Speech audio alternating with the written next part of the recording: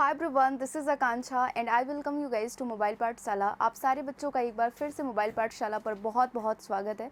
So guys, आज हम discuss कर रहे हैं आपसे वर्ड्सवर्थ की एक महान, एक great poem prelude, the prelude. The prelude के बारे में हम कुछ इम्पॉर्टेंट फैक्ट्स एक बार देखेंगे। उसके बाद प्रिल्यूड की थीम क्या थी उसके बारे में हम डिस्कशन करेंगे। द प्रिल्यूड एक बहुत ही बड़ी उनकी पोएम थी जिसको 14 सेक्शन में उन्होंने डिवाइड किया था। बट वो पोम जो है द प्रिल्यूड, उनके डेथ के बाद उनकी वाइफ मैरी हचिंसन ने पब्लिश किया। तो इससे रिलेटेड कुछ फैक्ट्स हम देखेंगे। The prelude in full, the prelude और growth of a poet's mind, यानी कि प्रिल्यूड का जो कंप्लीट नेम है, जैसे एग्ज़ाम में ये आपसे ज़रूर पूछेगा कि द प्रिल्यूड का कंप्लीट नेम क्या था। तो द प्रिल्यूड का जो पूरा नाम था वो था growth of a poet's mind. कई बार एग्ज़ाम में पूछा गया है तो इसको ज़रूर आप मार्क करेंगे। और ये कैसी पोम थी? तो ये ऑटोबायोग्राफिकल एपिक पोम थी in blank verse by William Wordsworth. तो ये जो पोम थी आपकी, इसका पहले नाम था पोम टू कॉलरिज, जो कि एक ऑटोबायोग्राफिकल स्पिरिचुअल पोम थी। और इसका जो क्या था, ये जो है ब्लैंक वर्स में लिखा गया था, है ना, बाय विलियम वर्ड्सवर्थ। तो ये बहुत यहाँ से आपको सीखने को मिला कि इसका जो सेकेंड टाइटल था that is growth of a poet's mind. Autobiographical epic poem है, स्पिरिचुअल पोम है ये। सेकेंड, इसकी लाइन जो बड़ी इंपॉर्टेंट है, पब्लिश्ड पोस्ट्यूमसली इन 1850, यानी कि इसको जो है 1850 के बाद इनकी वाइफ मैरी हचिंसन ने इसे पब्लिश किया। Originally planned as an introduction to another work, the poem is organized into 14 section or books. इस पोम को 14 सेक्शन में डिवाइड किया गया है, या इसकी 14 किताबें हैं। इस पोम को जो है ये डिसाइड किया गया स्टार्टिंग में, वर्ड्सवर्थ ने सोचा कि इनकी जो ग्रेट पोम थी जिसका नाम था द रिक्यूल्यूज, उसका ये चाह रहे थे कि ये क्या हो, एक अपेंडिक्स बन जाए, है ना। ये चाह रहे थे कि ये जो द प्रिल्यूड है उनकी पोम द रिक्यूल्यूज का क्या बन जाए, अपेंडिक्स बन जाए, अपेंडिक्स बनने का काम करे, एक प्रीफेस बनने का काम करे।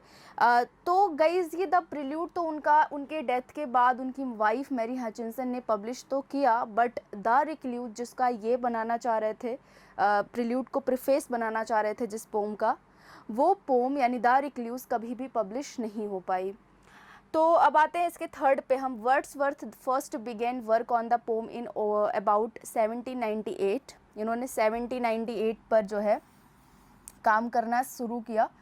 The prelude treats as a poet the force that shaped his imaginative powers and his spiritual crisis and recovery. तो जो प्रिल्यूड है आपका, ये द प्रिल्यूड जो पोम है, इसमें इन्होंने अपने पावर, अपनी इमेजिनेटिव पावर की बात की हुई है, स्पिरिचुअल क्राइसिस की बात की है, और उससे रिकवरी होने की बात इसमें कही गई है। इसके थीम को भी हम आगे देखेंगे। The prelude is written in blank verse, unrhymed iambic pentameter, the preeminent dramatic and narrative verse from in English and also the standard from dramatic verse in Italian and German। तो जब जो आपका prelude है वो blank verse है, blank verse में लिखा गया है, अनराइम्ड आयाम्बिक पेंटामीटर में लिखा हुआ है। अनराइम्ड का मतलब होता है कि उन्होंने इसको बहुत ही फ्री होकर के लिखा है। इसके हर एक लाइंस में आपको कोई राइमिंग देखने को नहीं मिलेगी, यानी कि आपको कोई ताल और सुर का कोई बंधन यहाँ नहीं दिखाई देगा। ये पूरा का पूरा अनराइम्ड होगा। और ये जो पोम है आपकी आयाम्बिक पेंटामीटर में लिखी गई है ना। The preeminent dramatic and narrative verse from in English and also the standard form of dramatic verse in Italian and German। तो ये जो है कुछ इसके जो शब्द हैं वो इटालियन और जर्मन के भी हैं इसमें included। Its richness and versatility depend on the skill of the poet in varying the stresses and the position of the caesura in each line. तो इसके कुछ लाइन में, क्योंकि ये पूरी मतलब उनकी इमेजिनेटिव पावर को जो है एक्सप्रेस करती है, तो इसकी जो कुछ लाइन्स हैं इस पोम की, उसमें बीच बीच में आपको कुछ पॉज भी देखने को मिलेंगे, है ना। कुछ लाइन्स ऐसी हैं जो केवल जिसमें थोड़ा सा कुछ लाइन्स, कुछ लिखने के बाद थोड़ी बहुत पॉज आपको देखने के लिए मिलेगी, और उस पॉज से ये कंफर्म हो जाता है कि उनकी इमेजिनेटिव स्किल कितनी अच्छी थी, यानी कि वो रीडर्स को भी इमेजिन करने के लिए जो है कुछ छोड़ देते हैं उस पोम में, है ना। तो सिसोरा भी आपको देखने को मिलेगा। in each line in catching the shifting tonal qualities and emotional overtones of the language and in arranging lines into thought groups and paragraphs. तो क्या है कि कुछ जो है चीज़ें इनकी पूरी की पूरी ये इमोशनल ओवरटोन्स आपको देखने को मिलेंगे, पूरी पूरी बहुत ही इमोशनल काइंड ऑफ पोम है ये. And in arranging lines thought groups and paragraphs, मतलब इसके जो हर एक लाइन्स इसकी जो है बड़ी बधी हुई हैं इमोशनल एंड स्पिरिचुअल पावर्स से, और बीच बीच में कुछ गैप्स हैं जो कि मतलब बहुत कुछ एक्सप्रेस करते हैं, बहुत सारी फीलिंग्स को इनके एक्सप्रेस करते हैं. तो इनके जो ये 14 बुक्स हैं, कई बार एग्ज़ाम में पूछा गया है, इनके 14 बुक्स का नाम पूछा गया है. तो सबसे पहले चलिए, और देखिए हम बुक के साथ साथ अब पूरी बुक तो पढ़ाना इम्पॉसिबल है, तो बुक के जो इम्पॉर्टेंट कोट हैं, जो इम्पॉर्टेंट लाइन्स हैं, वो हम डिस्कस कर लेंगे, वो एग्ज़ाम में आपसे पूछे जाते हैं. तो चलिए स्टार्ट करते हैं. तो फर्स्ट बुक है यहाँ पर आपका जो पहला बुक किताब था द प्रिल्यूड का, that is introduction childhood and school time, है ना. तो वो इंट्रोडक्शन था इनका, चाइल्डहुड एंड स्कूल टाइम उसकी टाइटल थी. और इसका जो कोट है, जो लाइन है इसमें जो काफ़ी बार एग्ज़ाम में पूछी गई है, बहुत बार, a tale from my own heart more near akin to my own passion and habitual thought. ये बड़ी इंपॉर्टेंट लाइन है इनके introduction childhood and school time book की, जो पहली बुक है द प्रिल्यूड की. इसकी बड़ी इंपॉर्टेंट लाइन है, और इसमें ये कहते हैं a tale from my own heart more near akin, मतलब ये कहानी मेरे दिल के बहुत करीब है, to my own passion and my habitual thought, जिसमें मैंने अपने पैशन और अपने हैबिचुअल थाट्स को क्या किया है, इसमें डाला है, इसमें लिखा है. तो ये जो कहानी है ये मेरे दिल के बहुत ज़्यादा करीब है, जिसमें मेरे आचार व्यवहार सारी चीज़ों के बारे में मैंने बताया है. Fair seed time that had my soul and I grew up fostered alike by beauty and by fear. तो इन्होंने अपने नेचर को भी इसमें इंक्लूड किया है, क्योंकि आपको पता है कि हमारे वर्ड्सवर्थ जो है एक जो है नेचर पोएट थे. तो इन्होंने लिखा है इसमें कि fair seed time had my soul, मतलब उस समय जो है मेरा जो सोल था, मेरा जो मेरी आत्मा थी वो बहुत साफ़ सुथरी थी. एंड आई ग्रू अप, और मैं बड़ा हुआ, fostered alike by beauty and by fear, और मैं बड़ा हुआ तो मुझे, मतलब मैं बड़ा हुआ, किससे बड़ा हुआ, खूबसूरती को देख करके बड़ा हुआ. खूबसूरती ही चारों तरफ मेरे थी और मैं उसको देख करके बड़ा हुआ. और जो थोड़ा डर भी था, तो मतलब जैसे बच्चों में होता नहीं है कि थोड़ा डर रहता, तो वो डर भी मेरे अंदर था. मतलब मैं शुरू से ही क्या हूँ, मैं खूबसूरती को देख करके बड़ा हुआ हूँ, अपने नेचर को देख करके बड़ा हुआ हूँ. ऐसा कुछ विलियम वर्ड्सवर्थ इस लाइन में कहना चाहते हैं. तो ये तो इंट्रोडक्शन की 2 लाइन्स हैं, 2 मतलब दो लाइन्स हैं जो आपको पढ़ लेनी है. एग्ज़ाम में कई बार पूछा गया इनसे क्वेश्चन. चलिए अब हम आते हैं book number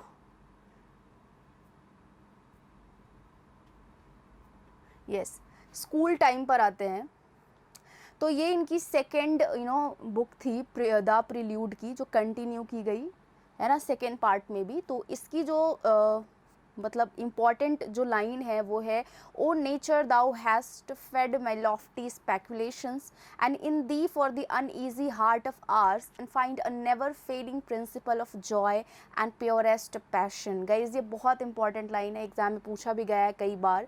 O nature thou hast fed my lofty speculation, मतलब कहते हैं कि प्रकृति ने मेरे इस स्पेकुलेशन को, इस विचार को मेरे समझ लिया है. And in thee for this uneasy heart, और इसके दिल में मैंने कभी भी कुछ भी ऐसा नहीं देखा कि वो मेरे पैसन और मेरे जॉय को ख़त्म कर दे. मतलब इस प्रकृति ने मुझे बड़ा किया है, और मैंने जो है जो अभी तक जितना देखा है, इतना देखा है कि कभी प्रकृति ने जो है मेरे इस जॉय को, मेरे इस जो है दिल में जो खुशी है उसे कभी भी ख़त्म नहीं किया है. मतलब ये बढ़ती ही जा रही है. रेजिडेंस एट कैम्ब्रिज इनकी 3rd ये बुक थी, और इन्होंने लिखा है इसमें, जो इसकी मतलब इम्पॉर्टेंट जो लाइन है वो है, the marble index of a mind for ever voyaging through strange seas of thought alone. तो इन्होंने इसमें लिखा है, the marble index of a mind for ever voyaging through strange sea of thought alone. तो इन्होंने उस समय इन्होंने लिखा था कि उनका जो दिमाग है वो काफ़ी मतलब भ्रमित है, काफ़ी कंफ्यूज्ड है उनका ये माइंड, और वो क्या कर रहा है, वो स्ट्रेंज फीलिंग्स के बीच में क्या कर रहा है, भ्रमण कर रहा है, उसको नहीं समझ में आ रहा है कि क्या सही क्या गलत. ऐसा कुछ इनका उस समय था. अब 4th इनकी बुक है समर वेकेशन, एंड इन्होंने इसमें लिखा है that I might leave some monument behind me. इन्होंने इसमें लिखा है कि मैं इतना जानता हूँ कि मेरे जाने के बाद बहुत सारी स्मृतियाँ मेरे पीछे रहेंगी, बहुत लोग मुझे याद करने वाले रहेंगे। तो समर वेकेशन में इनकी ये जो है बड़ी फेवरेट लाइन है जो आपको याद होनी चाहिए। कई बार एग्ज़ाम में पूछा गया है तो ज़रूर इसको आप याद रखेंगे। और इसी बुक में इनकी एक और बहुत ही इम्पॉर्टेंट लाइन है जो एग्ज़ाम में पूछी गई है। Europe at that time was thrilled by joy and France standing at the top of golden hours and human nature seeming born again. इन्होंने लिखा है कि उस समय जब यूरोप जो है बहुत खुशी में था और फ्रांस जो है उसके बड़े अच्छे दिन चल रहे थे, और हमें ऐसा लग रहा था कि ह्यूमन जो नेचर है वो फिर से क्या हो रहा है, फिर से पैदा हो रहा है, फिर से बॉर्न हो रहा है, फिर से उसमें नई गति, नई चीज़ें देखने को मिल रही हैं। फिर इनके फिफ्थ बुक की बात अगर हम करें तो इनकी जो पांचवी किताब है वो एक डिस्क्रिप्शन है एक लड़के के बारे में जिसका नाम विनेंडर होता है। तो किताब इनकी जो फिफ्थ है इसके बारे में याद रखिएगा। इन्होंने विनेंडर एक बच्चे के बारे में बात किया जो कि काफ़ी ज़्यादा मतलब अफेक्टेड था, म्यूटिनस से, बोलता नहीं था, उसके बारे में इन्होंने लिखा है। बुक नंबर 6 की अगर हम बात करें, कैम्ब्रिज एंड द आल्प्स। इनकी जो 6 नंबर की बुक है वो है Cambridge and the Alps. 7th इनकी है रेजिडेंस इन लंडन। 8th इनकी बुक है retrospect love of nature leading to love of man. 9th इनकी बुक है रेजिडेंस इन फ्रांस, और 10th इनकी बुक है रेजिडेंस इन फ्रांस कंटिन्यू इन्होंने किया है 10th में भी। 11 में भी यही बुक इन्होंने कंटिन्यू किया। और फिर इन्होंने एक बड़ी इंपॉर्टेंट इनकी लाइन है जो कि इनकी 11th बुक में है, रेजिडेंस इन फ्रांस में इन्होंने एक बड़ी इंपॉर्टेंट लाइन लिखी हुई है, bliss was it in that dawn to be alive but to be young was very heaven. Bliss was it that in dawn to be alive but young was very heaven. मतलब इन्होंने कहा कि उम्र तो बहुत जल्दी हमारी जो है बीत तो रही है, लेकिन यंग होना मतलब बहुत अपने आप में एक स्वर्ग के जैसा है। तो यंग वॉज वेरी हेवन, मतलब उन्होंने बताया कि जो एज है उसमें जो यंग यूथ जो होता है, यूथ टाइम जो होता है काफ़ी ज़्यादा वो इम्पॉर्टेंट होता है। Imagination and taste how impaired and restored इनकी 12th बुक है। Imagination and taste how impaired and restored इन्होंने 13 बुक में से कंक्लूडेड किया, और 14 बुक में इन्होंने द प्रिल्यूड का टोटल जो है कंक्लूजन दिया। तो ये बुक्स के नेम आपको याद होने चाहिए, कई बार इनसे एग्ज़ाम में क्वेश्चंस बने हुए हैं। तो देखिए ये जो आपकी बुक आई जो द प्रिल्यूड आपका ये बुक है, इसके 3 वर्जन्स थे। इससे भी कई बार एग्ज़ाम में क्वेश्चन बना है कि इसका कितने वर्जन थे द प्रिल्यूड के। तो इसके टोटल 3 वर्जन थे। फर्स्ट वर्जन इसका पब्लिश हुआ था 1799, called the 2 part prelude, composed 1798-1799, containing the first 2 part of the later poem. तो ये जो बुक आपकी फर्स्ट वर्जन की थी द प्रिल्यूड की, वो 1799 में पब्लिश हुई थी, जिसे जो है जो 2 पार्ट में थी, है ना। First the containing the first 2 part of later poem, ठीक है। तो इसकी फर्स्ट 2 पार्ट, लेटर मतलब बाद के पोएम्स का ये फर्स्ट 2 पार्ट था। सेकेंड पोएम जो है 1805 में आया इनका, which was found and printed by Ernest de Selincourt in 1926 in 13 books. तो जिसका सेकेंड आया बुक 1805 में आया, और ये जो है इसको प्रिंट किया गया सेलिनकॉट ने 1926 में 13 बुक्स के साथ में। और इसका जो थर्ड वर्जन आया वो था आपका 1850 में प्रिल्यूड पब्लिश हुआ। 1850 में 1850 में तो आपको पता है कि वर्ड्सवर्थ की डेथ हुई थी। इसके 3 महीने बाद द प्रिल्यूड का थर्ड वर्जन 14 बुक्स के साथ में पब्लिश किया गया, ठीक है। और जो किया किसने था, इनकी वाइफ मैरी हचिंसन ने किया हुआ था। तो अभी हम आपसे डिस्कस करेंगे द प्रिल्यूड का जो थीम था वो क्या था, क्योंकि हम थीम समझ करके ही क्वेश्चंस को सॉल्व कर पाएंगे। और मैंने आपको बताया कि इसकी 14 बुक्स में इम्पॉर्टेंट लाइंस क्या थी, वो तो हमने डिस्कस कर लिया है।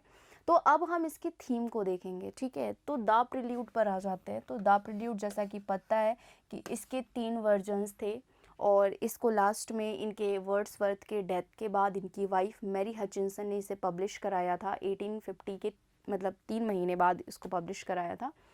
चलिए स्टार्ट करते हैं। Opens the narrative with the poet deciding to leave his life outside English and return to his native area to the Lake District, away from cities and more open to the elements. तो कहने का मतलब है कि उन्होंने क्या किया, उन्होंने वो एकदम पहले तो एकदम परेशान हो गए थे बाहर की लाइफ से। सो ये पोम जो है स्टार्ट होती है कि उन्होंने, पोएट ने क्या किया, डिसाइड कर लिया कि वो क्या करेंगे, वो बाहर की दुनिया को छोड़ करके वो अपने नेटिव प्लेस पर आ जाएंगे, जहाँ पर जिसको उन्होंने बोला लेक डिस्ट्रिक्ट। तो गाइज लेक डिस्ट्रिक्ट वो लौटना चाहते थे। और एक चीज़ एग्जाम में कई बार ये क्वेश्चन पूछा है कि लेक डिस्ट्रिक्ट को कितने पोएट्स को जो है लेक डिस्ट्रिक्ट कहा जाता है। तो 3 ऐसे पोएट थे जिनको लेक डिस्ट्रिक्ट कहा जाता है इंग्लिश लिटरेचर में। पहला Coleridge, second Wordsworth and third आपका रॉबर्ट साउदे। कई बार पूछा है तो ये ज़रूर आप याद रखिएगा। Away from cities and more open to the elements, वो बहुत मतलब दूर जाना चाहते थे शहर से। And there he will able to develop the philosophic idea, जहाँ पर वो अपने कुछ दार्शनिक विचारों को डेवलप करना चाहते थे for his poems, by being in close proximity to the land and nature he knows best. तो वो नेचर के करीब जा करके बहुत कुछ सीखना चाहते थे और अपने फिलोसफिकल आइडियाज़ को डेवलप करना चाहते थे। गाई gives details on the many possibilities for poetic inspiration, और जिसका उन्होंने बताया कि वो नेचर के संपर्क में रह करके अपनी रिस्पॉन्सिबिलिटीज़ और अपनी एबिलिटीज़ को काफ़ी ज़्यादा वो बढ़ा पाएंगे। तो इन्होंने ऐसा, इनका मतलब थीम कुछ यही था। That Wordsworth considered the hope of active days of dignity and thought of prowess and days of dignity and thought of prowess in an honorable field. He thinks of British, ये lines थोड़ी repeat हो गई हैं guys, तो ये देखिएगा, ये lines repeat हो गई हैं, ठीक है। And thought of a prowess in an honorable field. He thinks of British or a classical nature and various approaches that would provide subject matter and inspire his thought. उन्होंने बोला कि जो है कई ऐसे ही थिंक्स, उनको लगता है इस बात, ये मतलब उनको पता था कि ब्रिटिश और जो क्लासिकल थीम्स हैं हर जगह की, वेरियस अप्रोचेस की, वो काफ़ी ज़्यादा मतलब उनसे उनको काफ़ी सब्जेक्ट मैटर मिला लिखने के लिए। एंड इंस्पायर हिज थॉट, और जो कि उनके थॉट को इंस्पायर किया। Ultimately he realises that returning to the river Derwent to the north west of England, उन्होंने मतलब वहाँ से जैसे ब्रिटिश कल्चर को काफ़ी ज़्यादा उन्होंने देखा, उसकी क्लासिकल कल्चर को देखे उन्होंने। और उसके बाद जो है फिर वो उन्होंने सोचा कि उनको रिवर डरवेंट लौट जाना चाहिए इंग्लैंड में, in the heart of the Lake district, जो कि लेक डिस्ट्रिक्ट में एक रिवर है जिसका नाम डरवेंट है।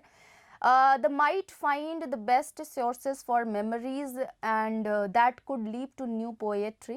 उन्होंने सोचा कि वहाँ जा कर के उनको नई यादें मिलेंगी और जिससे वो एक नई पोएट्री लिख पाएंगे। And there he might find a dark invisible workmanship that reconciles discordant element, और जहाँ पर उनको काफ़ी ज़्यादा कुछ सीखने को मिला। And leads to him to the harmony of music. He seeks, he recalls all the terrors and the excitement of his youth there.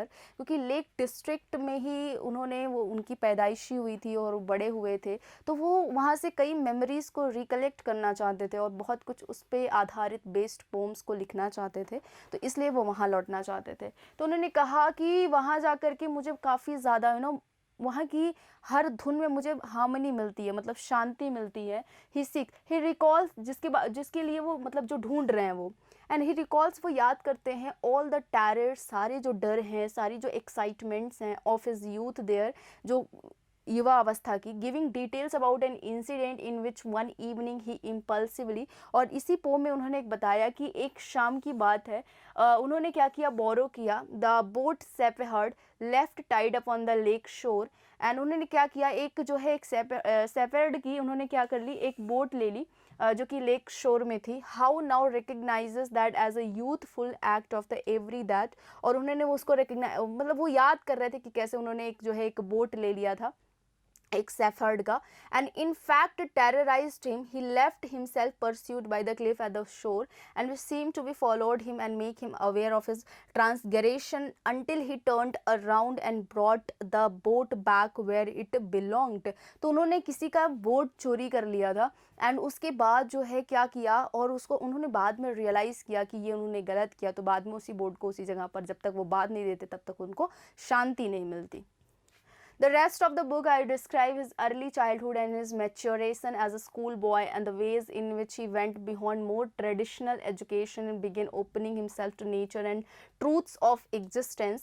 तो उन्होंने बताया कि कैसे मतलब उन बड़े हुए, कैसे मैच्योर हुए और एज ए स्कूल बॉय कैसे कैसे उन्होंने सारी चीज़ों को सीखा and the ways he went beyond more traditional education, और कैसे उन्होंने ट्रेडिशनल एजुकेशन को कैसे वो ट्रेडिशनल एजुकेशन से ज़्यादा वो कैसे आगे बढ़े and begin opening himself to nature and truth, और कैसे वो नेचर से इतना ज़्यादा जुड़े, इन सब के बारे में उन्होंने बात की है ना, और नेचर के अस्तित्व में कैसे उन्होंने विश्वास करना शुरू किया. As he grow up in age and size his soul also grew under divine influence and inspiration. तो जैसे जैसे वो बड़े होते गए तो उन्होंने अपने आप में कुछ डिवाइन इन्फ्लुएंस उनको लगा कि उनको मिल रहा है, उन्होंने महसूस किया और उनको कुछ इंस्पिरेशन मिल रही है, और जो उनको लगता था कि वो सब कुछ उनको नेचर से प्रोवाइड हो रहा है. And nature was his primary companion among his boys sports. उनको लगता था कि उनके स्टार्टिंग के यानी कि उनके बिगिनिंग में जब वो बच्चे थे तो उनको नेचर काफ़ी ज़्यादा इंस्पायर करती थी, नेचर से वो बहुत ज़्यादा इंस्पायर्ड थे.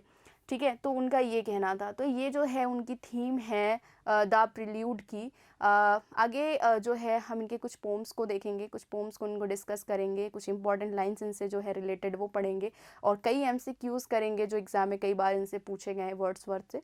सो आज के वीडियो में गाइज इतना ही. Do share and subscribe if you like this video. Thank you so much.